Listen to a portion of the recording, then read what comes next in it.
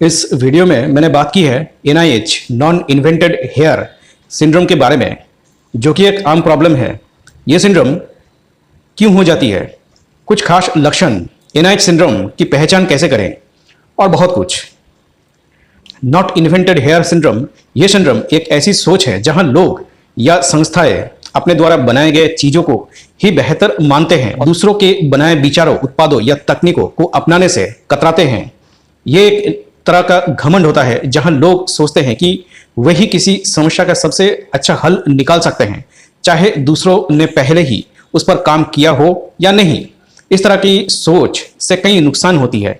सबसे पहले समय और पैसा बर्बाद होता है, क्योंकि लोग पहले से मौजूद अच्छे संसाधनों को नजरअंदाज करके खुद से कुछ बनाने की कोशिश करते हैं।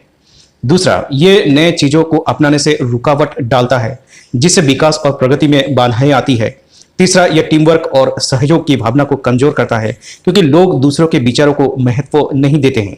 इस बीमारी से बचने के लिए हमें खुले दिमाग से सोचना चाहिए और दूसरों के काम का सम्मान करना चाहिए। हमें यह समझना चाहिए कि हर किसी के पास से कुछ ना कुछ सीखने को मिल सकता है। साथ ही हमें अपने काम की तुलना दूसरों के काम से करने में डर नहीं लगना चाहिए। अगर कोई दूसरा समाधान हमारे काम से बेहतर है तो हमें उसे अपनाने में संकोच नहीं करनी चाहिए।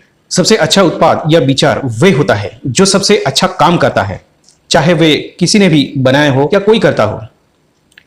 NIH सोच कई कारणों से पैदा हो सकती है। कई बार लोग अपने काम को इतना ज्यादा महत्व देते हैं कि उन्हें लगता है कि उनके अलावा कोई और बेहतर नहीं कर सकता। यह घमंड और अहंकार की वजह से होता है। लोग सोचते हैं कि अगर उन्होंने खुद कुछ बनाया है तो वे उस पर पूरा नियंत्रण रख सकते हैं।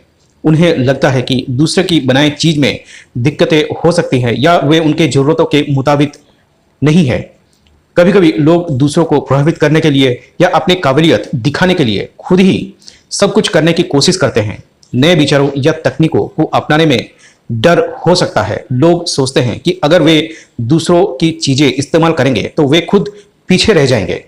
कुछ संगठनों में ऐसी संस्कृति होती है जहां नए विचारों का स्वागत नहीं किया जाता है। ऐसे में लोग खुद ही कुछ करने की कोशिश करने लगते हैं। ये कुछ मुख्य कारण हैं जिनकी वजह से NIH वाली सोच पैदा होती है। इस तरह की सोच से बचने के लिए हमें खुले दिमाग से सोचना चाहिए और दूसरों के काम का महत्व समझना चाहिए। NIH सिंड्रोम होने पर कुछ खास लक्षण दिखाई देते हैं। इस बीमारी से पीड़ित लोग दूसरे के विचारों को गंभीरता से नहीं लेते हैं। उन्हें लगता है कि उनके अलावा कोई और अच्छा नहीं जानता है। ये लोग हर समस्या का हल खुद ही निकालना चाहते हैं, भले ही दूसरे ने पहले ही उस पर काम किया हो।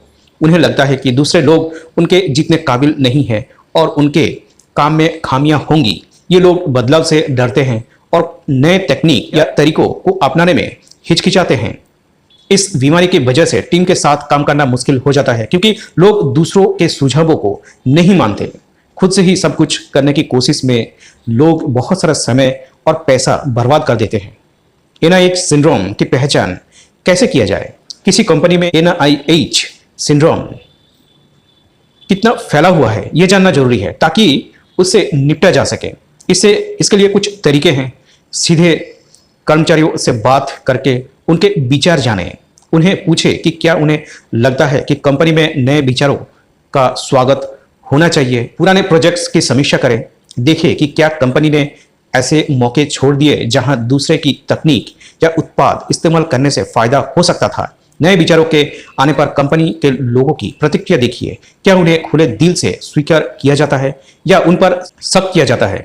कर्मचारियों के बीच सर्वेक्षण कराइए। इसमें पूछे कि क्या उन्हें लगता है कि कंपनी में नए विचारों को महत्व दिया जाता है और क्या वे अपने विचार शेयर करने में सहज महसूस करते हैं। बाहरी विशेषज्ञों से कंपनी की संस्कृति के बारे में राय ले। वे निष्पक्ष नजरिए से देख सकते हैं कि क्या कंपनी में NIH सिंड्रोम की समस्या है या नहीं। इन तरीकों से कंपनी ये समझ सकती है कि NIH सिंड्रोम की कितनी गंभीरता है और उसके बाद उचित कदम उठा सकती है। कुछ सक्सेसफुल केस स्टडीज जहां NIH सिंड्रोम को कैसे जीता गया। एप्पल, एक समय में एप्पल भी इस सिंड्रोम का शिकार था, लेकिन जब स्टीव जॉब्स वापस आए तो उन्होंने कंपनी की संस्कृति में बड़ा बदलाव लाया। उन्होंने बाहर के विचारों को अपनाने पर जोर दिया और कई कंपनियों से पार्टनरशिप की। इसका नतीजा यह हुआ कि एप्पल ने फिर से दुनिया की सबसे अच्छी कंपनी बनने का सफर तय कर लिया। टेस्ला इलेक्ट्रिक कारों के क्षेत्रों में टेस्ला एक अग्रणी है, लेकिन ये सफलता आसान नहीं थी। टेस्ला ने कई बार बैटरी और मोटर जैसी प्रमुख तकनीकों के लिए दूसरे स्रोतों का सहारा लिया। इससे उन्हें समय और पैसा बचाने में मदद मिली और वे तेजी से आगे बढ़ सकें। ओपन सोर्स मॉडल कई सॉफ्टवेयर कंपनियां अपने ओपन सोर्स मॉडल को अपना रही हैं। इसका मतलब यह है कि वे अपने सॉफ्टवेयर्स का कोड सबके लिए उपलब्ध करा देते हैं। इससे दुनिया भर के डेवलपर्स उस कोड पर सुधार कर सकते हैं। ये एक बेहतरीन उदाहरण है कि कैसे NIH सिंड्रोम को छोड़कर सामूहिक बुद्धि का फायदा उठाया जा सकता है।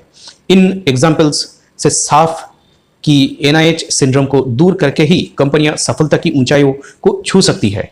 खुले दिमाग से सोचना और दूसरों के विचारों को अपनाने की क्षमता किसी भी संगठन की सबसे बड़ी ताकत बन सकती है। NIH सिंड्रोम से लड़ने में नेतृत्व की भूमिका अहम होती है। कर्मचारियों को बिना डर के अपने विचार शेयर करने का माहौल देना चाहिए। मैनेजर्स को खुद दूसरे के काम की सराहना करके उदाहरण पेश करना चाहिए। अगर मैनेजर्स दूसरों के विचारों को महत्व देगा तो कर्मचारी भी ऐसा ही करेंगे। मैनेजर्स को कर्मचारियों को बाहरी दुनिया से जुड़ने के मौका देने चाहिए। कॉन्फ्रेंस, वर्कशॉप और अन्य प्लेटफॉर्म्स के माध्यम से नए विचारों से रूबरू कराना चाहिए। मैनेजर्स को ये दिखाना चाहिए कि नाकामयाबी से सीखना जरूरी है। अगर वो खुद अपनी गलतियों से सीखेगा तो कर्मचारी भी ऐसा ही करेंगे। मैनेजर्स को टीम वर्क को बढ़ावा देना चाहिए। कर्मचारियों को एक दूसरे के काम में सहयोग करने के लिए प्रेरित करना चाहिए। लेकिन NIH सिंड्रोम की पहचान कैसे करें? नॉट इन्वेंटेड हेयर सिंड्रोम को पहचानना जरूरी है ताकि उससे निपटा जा सके।